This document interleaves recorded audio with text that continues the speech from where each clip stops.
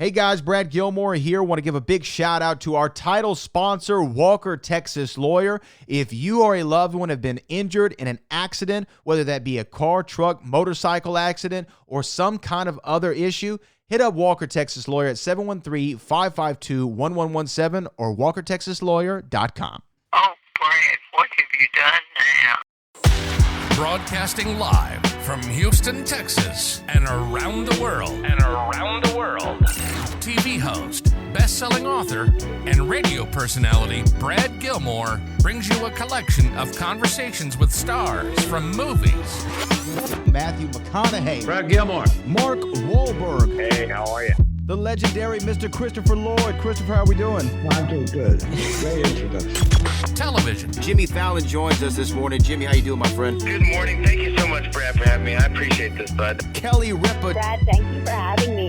Comedy. Jay Leno joins us. Jay, how you doing? Hey, Brad, what's going on? Chris Tucker is in the building. Chris Tucker, good morning to you. Hey, Brad. Good morning to you. How are you? Gabriel Fluffy Iglesias. Good morning.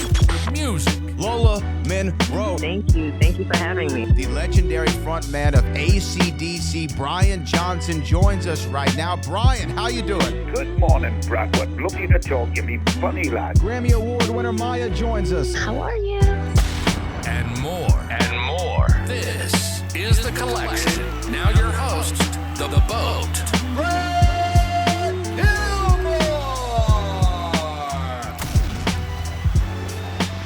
And he's joining me right now to talk about the It Ain't Right tour that's hitting all across the country, starting here in Texas in August. He's already on the road. He's going to be here in Texas in August 8th at in Houston, Texas at the Toyota Center, the 9th in Austin, the 10th in Dallas, and the 11th in San Antonio. Sebastian Maniscalco is with us right now. Sebastian, how are you, sir? Good. Ripping through Texas, getting some good barbecue, and making the good people of Texas laugh. I have a long history with going to Houston since the Improv. I remember there was an Improv comedy club. I don't know if it's still there. It used to be a magic place, and then they turned it into a comedy club in a strip mall. And I started going there in 2005, and now to be playing the Toyota Center there in Houston is really special for me. So I'm looking forward to the Texas run. Yeah, that Improv is still here. You know, Houston's got a great comedy scene, but really Texas has gone through a comedy boom in the last several years. I mean, Austin is on fire. Have you really seen this comedy boom come through the state? Yeah, well, over COVID, Joe Rogan moved out there to Austin, and a lot of comedians kind of followed his lead, and he opened up a comedy club there, I think called the Mothership in Austin, which I have yet to been to, but yeah, I think there's been a resurgence of comedy in Texas, particularly in the Austin area, and a lot of really great comedians come out of Texas. So yeah, it's always been a comedy state, and the people of Texas always kind of get it, when it comes to good comedy. And I don't know. I don't know about San Antonio, which I'm going to during the run, but I do know that Austin is very, very. A lot of comedians are living out there now. Yeah, I mean, they're living here. And like you said, the audiences, and I always find this interesting to ask comedians such as yourself. I always find that, the audiences here in the South, we're a little bit more laid back. We're open to all kinds of comedy. There's nothing I don't think that you can offend too many people with here in the South. Do you find that as you tour throughout the country, different regions react to different parts of your act? Yeah, I think you're right on that. I think particularly in the South, people are open to comedy that maybe is frowned upon elsewhere. Although, I don't know, I think we're starting to see a swing back into where people are kind of, particularly with the Tom Brady roast. I mean, yes, there was so many inappropriate, if you will, things said on that roast, and nobody got canceled, nobody got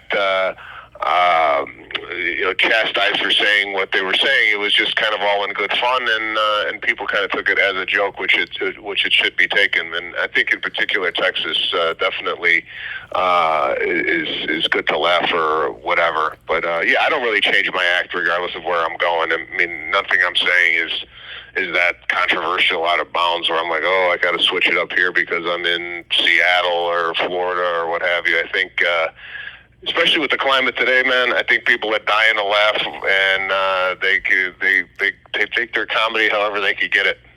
We're talking to Sebastian Maniscalco. You can get tickets for the tour at SebastianLive.com. He's going to be in the Texas area, starting right here in Houston on August the 8th. You are right. I feel like when we look back at this 5-10 years from now, people are going to talk about that Tom Brady roast as the moment, the cultural touchstone, if you will, to where I think everyone collectively took a big exhale and go, oh, you know what, we can actually have fun again. And I feel like that may have, like, I don't know, you can tell me better than I would know, but did that inject like a sense of relief in the comedic community?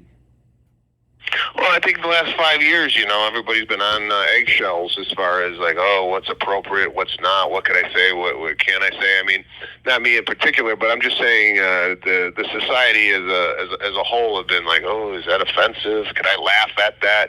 And I think we did go through a period where everybody was kind of questioning what comedy was, but now I feel like people are kind of coming out of that phase, and it happens, but. I think in the end, comedians are just trying to put a smile on people's faces. They're not trying to, change the world or make anybody feel bad. It's just, comedy is found in all different aspects of life. I mean, I found myself laughing at funerals. I mean, it's like it's my coping mechanism. It's how I deal with life, and I think a lot of people turn to comedy when either when someone gets ill in their family or something's going on in the world, which is tragic. I think people need that outlet, and comedy is more popular than ever. I like to listen to your show, The Pete and Sebastian Show. There's a couple episodes that stand out to me that I've listened to. The one with Dane Cook was really interesting. The one with Jay Leno. And I think Jay Leno, people don't realize, they think of, my generation thinks of him the host of The Tonight Show, but I mean, one of the great stand-ups of all time. But legendarily, and I learned this from your show, that he never taped a stand-up special. He said, I didn't want to do that because all the jokes that I've worked on all these years, they'd kind of be on this one special, and then I'd have to start all over again. Do you understand like that thinking? Because you've done a lot of specials yourself. When Jay said that, did you find that kind of interesting that he never went and did that?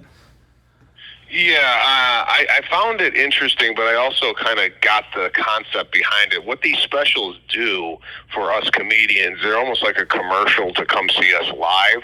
And Jay Leno was really in our living rooms every evening, Monday through Friday. So that was kind of his comedy special. He kind of shared his comedy through the vessel of a talk show, not necessarily a 1 hour special. So I kind of understand, why he never did that. I think he had another outlet to kind of promote himself through the Tonight Show.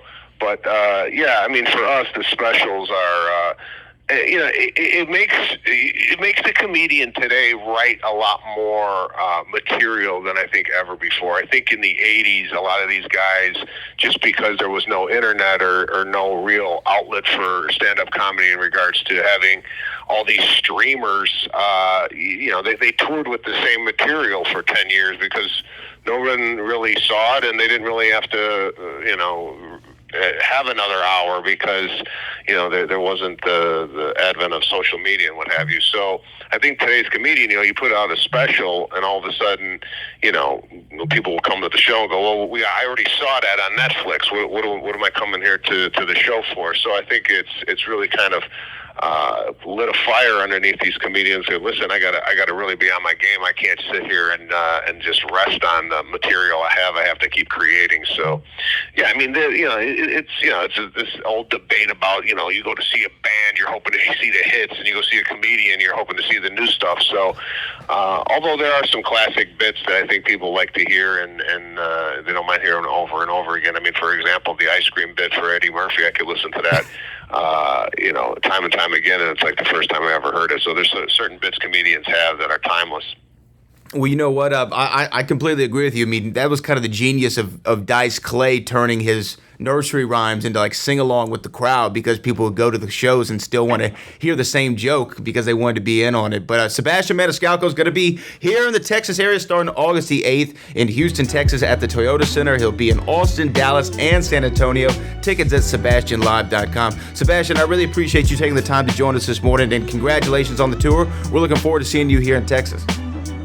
Yeah, I'll see you in a couple of weeks. Thanks for having me on the show.